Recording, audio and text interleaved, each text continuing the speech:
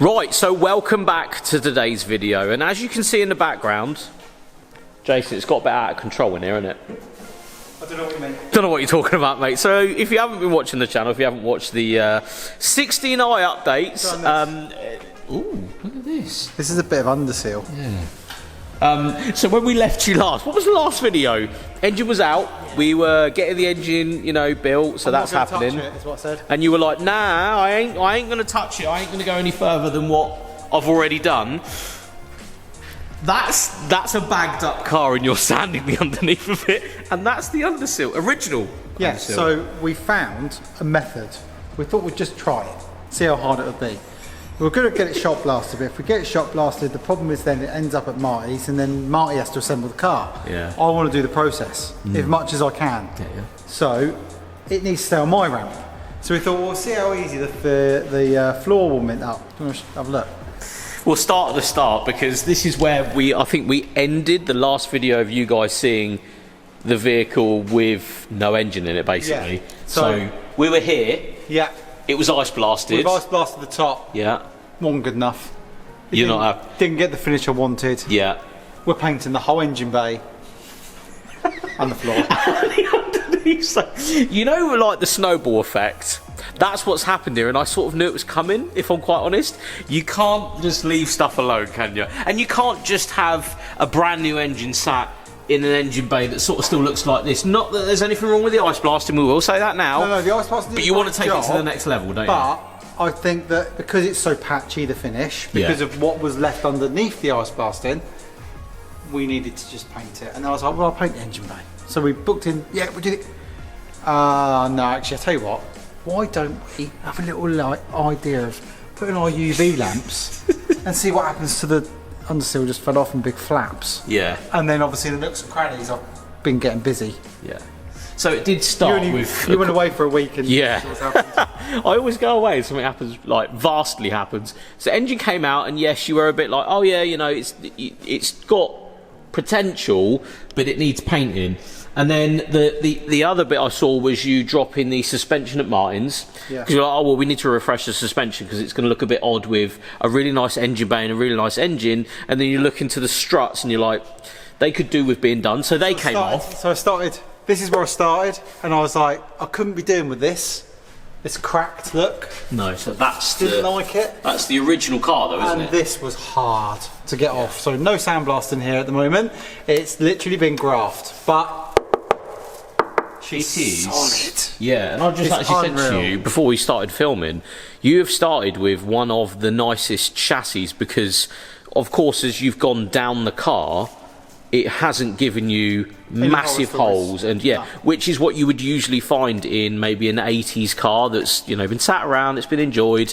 So you've actually started with a really, really good chassis to start with. I mean, that is lovely there. Things to show people at home that know about Mark III and Mark IV Escorts is this is the original chassis tag. Oh, look at that! And normally, this is gone. Yeah. By now, and this isn't gone. This is here, and it's original. That's the original paint finish. As else, the seat pickup points. That's a big thing, fantastic. Isn't it? Yeah. Like, literally are fantastic. We know from this chassis and your last one and my one as well, these have been redone. They have been pulled apart. They're on the third goes. Yeah. It's a very, very common area, and as you can see, they are absolutely lovely, in factory lovely condition, as if it was 40 years ago. Exactly. It's incredible under here. Yeah, it's very, very good. One thing to point out is, of course, you did want to go down this route but didn't want to go down this route, but as you've started, you sort of need to do it now. I'm doing it. Yeah, it's just one of those things, isn't it? Looking back at the pictures of the Escort and the RS Turbo and thinking about how I got that car to that position, and I just thought, you know what, I really enjoy it. And I think for me, it's not about, oh wow, look at it. More for me is I really enjoy this process. Yeah. And I like the finished product. And I'm like, I can just stare at a mint Mark III Escort for days and not get bored. Yeah. Sad, call me on. I'm sad. But, but this car deserves it. It's had such a cherished life. Why not get it to the next point in its life and be even better? So, I know it was only original once, and you know all the underseal was under here, but there were some gremlins, and this is what first brought me to the attention. Is there's a hole here? So we've got this little hole here, and we've got this hole here. Very, very minor, and that is from damp ingress on the top of the floor, not from underneath. This was all perfectly untouched underseal. But what a wondrous job it has done. It's saved the car. It has 100% saved the car. And down to welding it back up again, of course, there is a few. I'm not even going to say they're little patches. I mean, off camera, we could have quite easily tucked them up, and it wouldn't. You wouldn't even know. You'd never have known.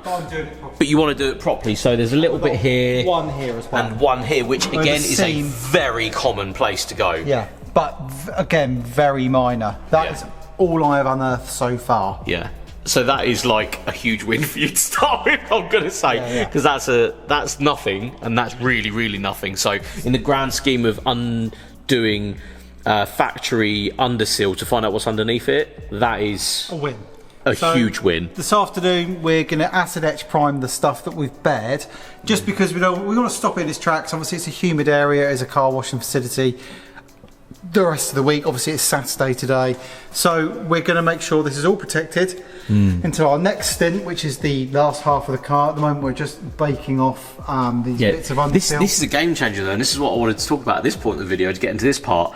Heating up the original underseal. We never knew it would work. Sort of pulling off. A heat gun doesn't do it. No. The way IR works, I'm not going to bore everybody, but it kind of heats up from the metal back, so it ends up undoing the glue. Yeah. A bit hot on the old fingers, but you can get it and pull it off in sheets like this. So this is like, it just fell off like a bit of old wrap. There's the base of the car. Yeah. There's the metal. There's the finish. Yeah. That was there. That's insane, isn't it? I mean, why wouldn't you? Yeah, so that's actually just going through the stage. So I will follow this as we do it. So, this is getting heated up. It's starting to go a bit tacky now. You see that on camera? Yeah. Just starting to go there. So we've got to give it another 5 minutes to bake the cake. And bake the cake, yeah. We will get it out. Yeah, nice. So yeah, I mean, I love sandblasting for the speed of it and the ease of it, but because I want to do the process, that's the only reason it didn't go to Martin. Me and Martin had talked about this. He actually lent me the tools to get it like this, and said, see how you go. Because if it ends up at Martin's, I can't be involved in the assembly because it's at another unit, and I want to get involved with the assembly. I want to paint the floor. I want to do these things. Have a go yourself. Why not? It wasn't even really about, it's not even about the money as such, it's more, I want to do it. Yeah. As much as the last one I had a bit of input, mainly it was MJG, this one I'm going to try and enjoy the process myself. Have a go yourself, why not? That's it.